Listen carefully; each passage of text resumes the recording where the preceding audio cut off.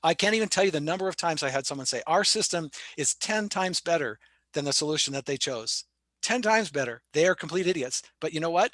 Maybe their thin slices were so much better than your thin slices. That's And so right. that's why every single encounter has to be inherently valuable.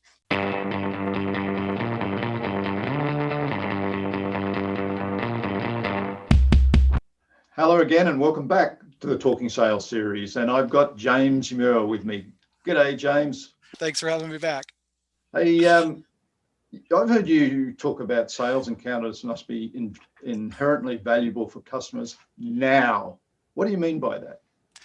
Well, so in the olden days, like if you read a book maybe on sales from the 60s or 50s, they would tell you at those times that a big part of the salesperson's role was to educate, right? That's what they would say. But because of the internet, the truth is they don't need salespeople for education anymore. In fact, in just a split second, anybody can do a Google search, and literally within a second, they might get 20,000, 30,000, a million responses of ways of answering the question that they have. So the bar, unfortunately, is a much higher today than it used to be, because if all the salesperson doing is giving information, then you can get replaced with a robot, right, or a website. And so it's really important that we make the sales call itself, each encounter, inherently valuable in some way. For the And buyer. for the buyer, absolutely, for the buyer. And in fact, we can talk about the different ways to do that. But before I do that, what's happening, especially in complex sales, is in a really complex product, it's very unlikely the customer will ever come to fully understand the full breadth of the solution during the sales cycle. That's very rare because these products are super complicated, right? And so, in fact, I worked in companies where there was no single human being in the company that knew everything about the solution. Yeah. Right? They had specialists for each different part of what the solution did. And so they're never going to have a complete understanding. So they're never going to make a perfect decision, guys. And so what customers do is they take a thin slice sample of our experience with them, okay? And they project that thin slice, right? As many as we give them, they project that onto what their whole future experience is going to be. That's what they do, okay? And so that our time with them in each encounter needs to be inherently valued, because otherwise what they learn is that, oh, this person is only good for these basic facts, or this person is only good to give me a proposal, or this person is only good to be able to answer how they handle support, things like that, right? And those are very basic things. But if you, on the other hand, help them understand and provide some sort of insight, for example, into how their problem actually works and the best practices to solve that problem, you have elevated yourself to a whole new level. And actually, Neil Rackham in the UK, this is some years ago, did a study, and he found that there was a condition under which customers would be willing to pay a premium for the solution. Okay. Mm-hmm. And you'll probably recognize these, right? What they discovered is that if the salesperson introduced an unanticipated solution, a unrecognized problem, meaning they show them hey, there's a problem here that you may not have seen, right? They opened their eyes, or an unseen opportunity. Okay, those three things, that they were actually willing to pay a premium for the solution. Okay. And in fact, I think this is in a book called Escaping the Price-Driven Sale is the name of the book, right? If somebody wants to read where all that science comes from. But that's a quick summary. Now, what's common? The three things that's common between those three things is that they're all kind of unexpected. Okay. So what you want to do before you go into the meeting is just take a minute to think, what is some unexpected value that I could provide in this meeting that would give them an aha moment? That's one of these three things, right? And the main way that we give value to customers is insight. That's really the main way, is we deliver insight to them. And the reality is, as salespeople, a lot of people, I believe, what insight can I give? But as salespeople and as selling organisations, you've got access to all sorts of insight that's not available on the internet, because you're dealing with customers right around the world more often than not. And each customer is addressing similar but different problems and so on. And you see the ways in which they've solved the problems. You've got massive insight. Just think about what insight you have got and be ready to use it. 100%. Don't sell yourself short. Think about this, right? In these complex sales, very often these customers Only make an investment like this once in a lifetime, or maybe 2 or 3 times in a lifetime tops, right? Because they're very big, types of solutions. So you have more, and your company have more experience in that process than they do by a long shot, because you do it every day and the people in your company do it every day. So that your company is literally oozing with insights that you could be providing for your customers during your sales encounters, that will make them see the meeting as inherently valuable, and they're going to see that that's going to rub off on you.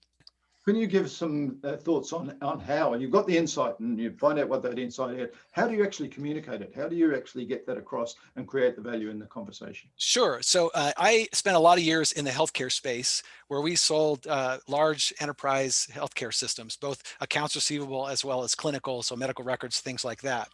And what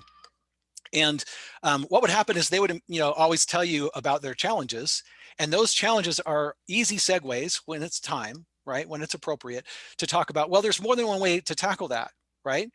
Tell me what you've tried so far. And then they would tell you a little bit what they, and by the way, that's an important part of your discovery process, because if they've already tried something and it failed, you certainly don't want to suggest that, right? Right.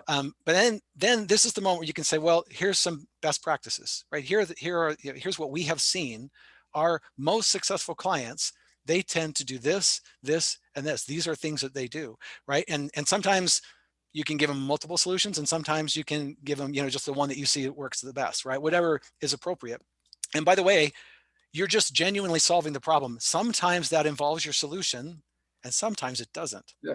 And so it is perfectly appropriate for you to say, hey, a great way to solve this problem is actually not to do anything. Don't even try to use the system for this. The way to do it is to do it this way, right? And they will go, wow, they had no motive. They had no motive to share that with me other than to try to help me succeed, right? And the minute that that light bulb turns on for them, this person's actually just trying to help me succeed, guys, your trust factor has gone through the roof. In fact, I've had clients where the trust factor is so high that they start to take shortcuts, that they're actually not doing as much due diligence as they ought to be doing. And that is very, very sacred trust. And you have to handle that with great care, right? Because you don't want to betray it, right? And so if they're not thinking of something that's a shortcut for them, you need to bring it out yourself. You need to say, hey, well, there's this other thing we need to be thinking about as well, right? Oh, okay. And again, all that will do is increase your trust even farther. And these are the kinds of things that end up totally dominating your competitor, is when you've got your solution could just be passable, to be honest with you. But if they trust you and your company, and they get the culture, and they know they're going to be working with someone that they can trust, that will trump almost everything else, right? So that's a big aspect of how to introduce it. But and that's just one. That's insights. You can also add value by using powerful questions, ones that actually make them think through their process. I think outside the dots. More often they've been operating in a specific area for so long that it's sometimes hard for them to think outside that area. So yep. Yes, an absolute value for a salesperson is ask questions that will make them think outside those 9 dots. And of course, another friend of mine, Mike Adams, he says, use a story. Story selling, yes, absolutely. Storytelling is so powerful. So you might be doing your discovery and find something out, say, well, that's really interesting. Let me tell you about another customer. They had a similar problem, and they went through, they really were in a lot of trouble. They opened up the kimono. They looked at what that problem was. They came up with this solution, which was da, da, da, da. How do you think that might work in your organization? So it's those sort of stories can be extremely powerful. And we love to hear stories as human beings. It's so effective, actually. And just to add a little fire to that, we could talk an hour about why that's so effective. But first of all, you just sharing what another customer did is just you sharing. You haven't passed judgment on it. You haven't said, hey, you should do this. You're just saying, hey, I had another customer and here's how they did it, right? And this is the kind of result that we saw. So that might be something to think about, right? If they don't like the idea, it's not going to rub off on you. All you're doing is sharing. They can say, oh, no, that won't work here for this, and this. You've just learned something, but you've also, they recognize you're thinking. You didn't take a bullet for it, though. That's the beauty of it. Absolutely. And the other, if people are going to use stories, please make your customer the hero of the story, not yourself. You're not the hero. That reminds me of this customer. They had that problem. We put our product in there to fix their problem. You've just destroyed the opportunity to, as you say, for that customer to see you as bringing ideas to the table, bringing thoughts and insight. and as soon as you make it about yourself, the shutters start coming down.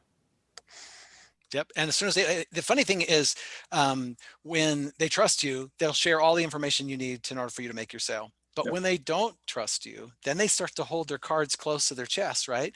And now the whole sales process becomes dysfunctional, because how are you supposed to make an appropriate diagnosis if you can't do an exam, right? If they don't share all the information with you, you'll never be able to do it, right? And prescription without diagnosis is malpractice, right? So we have to it's on us to enable the trust that allows them to share the things that they need to share with us, so we can help them solve their problems, right? And if you're not enabling that trust, what's happening is the customer is preventing you from getting the very information that you need in order to win, right? And your competitor might come in and do the opposite, right?